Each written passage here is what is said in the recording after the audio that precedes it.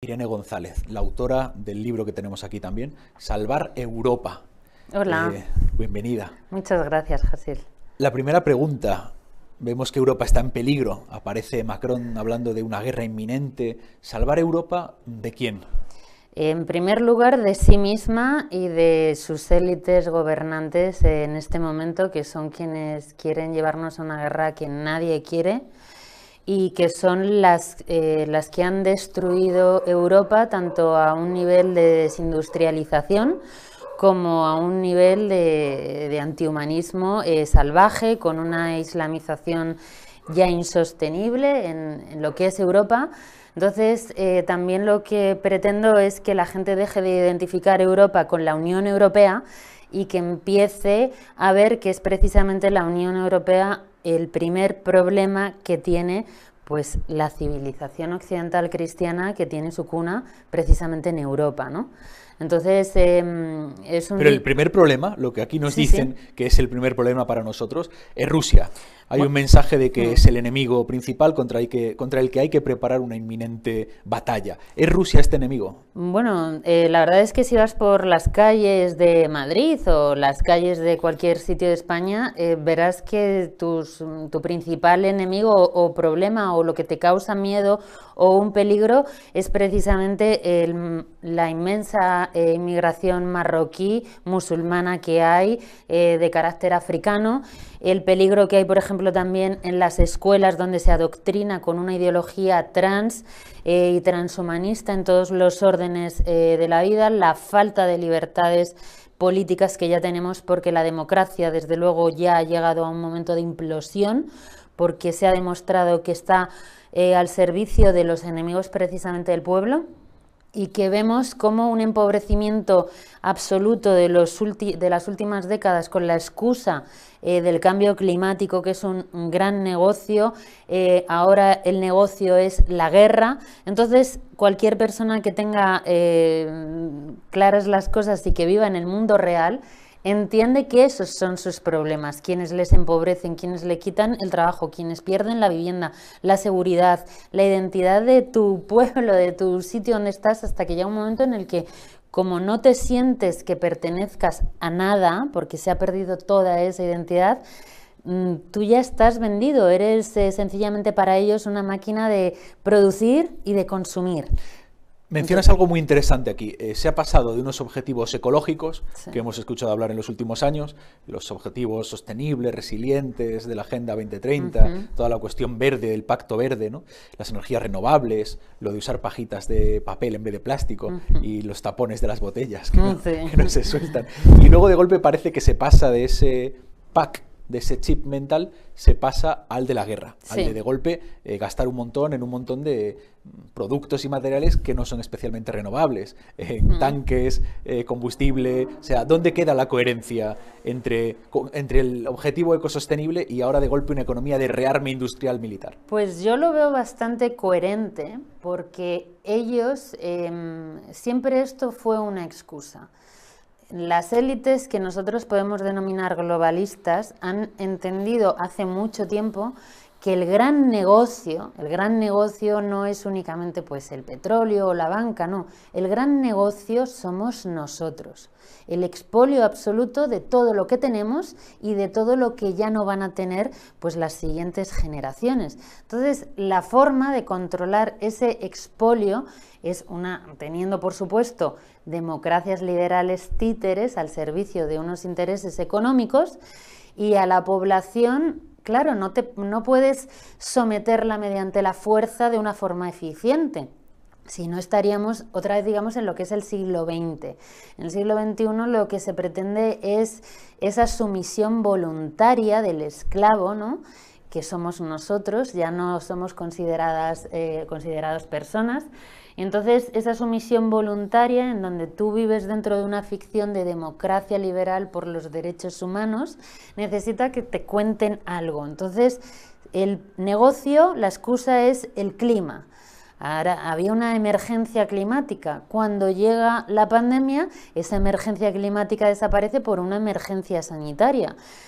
ahora la emergencia es la guerra. Parece que no nos dejan vivir en paz, nos han traído la guerra a nuestras calles, nos han empobrecido y nos han endeudado ya para varias generaciones, y sencillamente esta locura bélica ya no solamente se conforma con poseer nuestras riquezas, sino con poseer la vida de generaciones a las que no les importa mandar a morir al frente que ellos decidan, porque esto al final es un enriquecimiento de una industria que ni siquiera es una industria que vaya a dar un beneficio a la sociedad, como podría ser hacer puentes.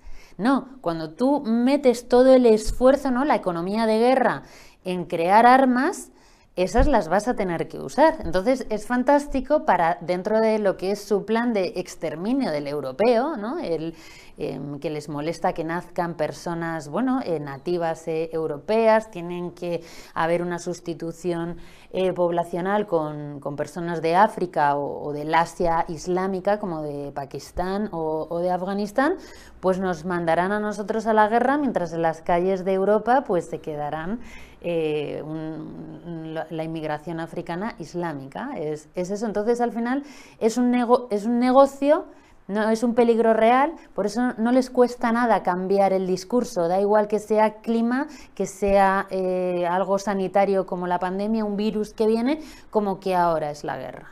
Estas tesis que mencionas son las que llaman reemplacistas o del reemplazo, sí, que dirían que los objetivos de la Unión Europea o de la ONU o de la OTAN sería pues, introducir masivamente inmigración en Europa porque la prefieren como mano de obra barata a su propia población. Estos son tesis por las que te habrán llamado pues ultraderechista, facha, xenófoba y demás, me imagino. Bueno, de eso hablo precisamente aquí en el libro de Salvar Europa, que hablo obviamente que uno de los enemigos de Europa es la islamización que sufre y el evidente reemplazo poblacional.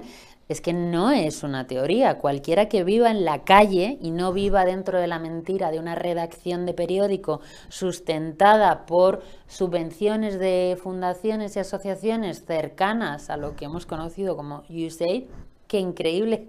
Yo también lo menciono en el libro, pero no con el nivel de detalle que hemos conocido ahora recientemente.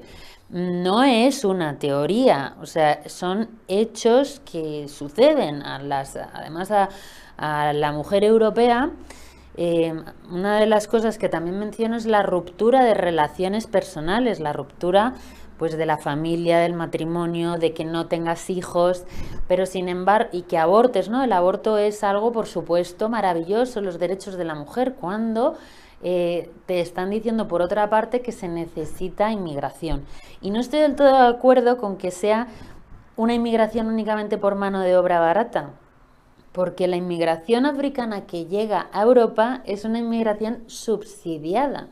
Hay una mano de obra, pero que ni siquiera aporta más, digamos, a lo que es el conjunto de la sociedad de lo que está recibiendo, lo que hace que el sistema sea insostenible. Entonces, no son teorías, es que es lo que vivimos. Este libro, yo con lo de Salvar Europa, es también un intento de hablar de la verdad, a pesar de todo lo que te puedan decir o llamar, no perderlo eso como foco, ¿no? Entonces nos hablas de una serie de planes, de una serie de élites europeístas, occidentalistas, globalistas, sí, como se le quiera llamar, que implicarían un control pues, sobre cuestiones sanitarias, sobre cuestiones migratorias, sobre cuestiones económicas.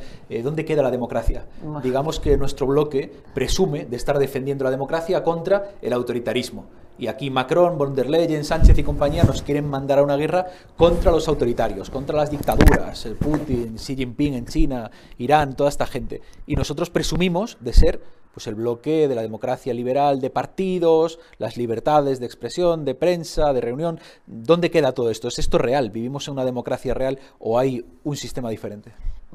Precisamente la primera parte del libro va intento hacer desmontar todo el cuento de la democracia liberal, ese fin de la historia, el mejor de los mundos posibles que nos vendieron, porque nosotros claro, pertenecemos a una generación que ya ha nacido en esa abundancia, en la Coca-Cola. Somos la generación de la Coca-Cola que no vivimos esa caída del muro de Berlín, sino que nosotros ya llegamos en el apogeo, ¿no? En el apogeo de la democracia. Entonces, cuando llegamos a la vida adulta, vemos que todos esos mantras que nos dijeron sobre la democracia y la libertad son falsos, mentira, y que desde luego llevan muchos años donde no se cumplen y que fue una ficción precisamente para callarnos.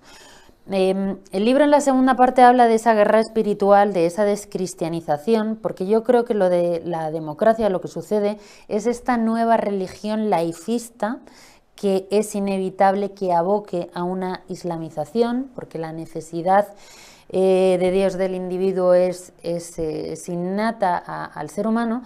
Entonces, en el momento en el que desde la Revolución Francesa todo se hace laico, la democracia empieza a ser la nueva religión.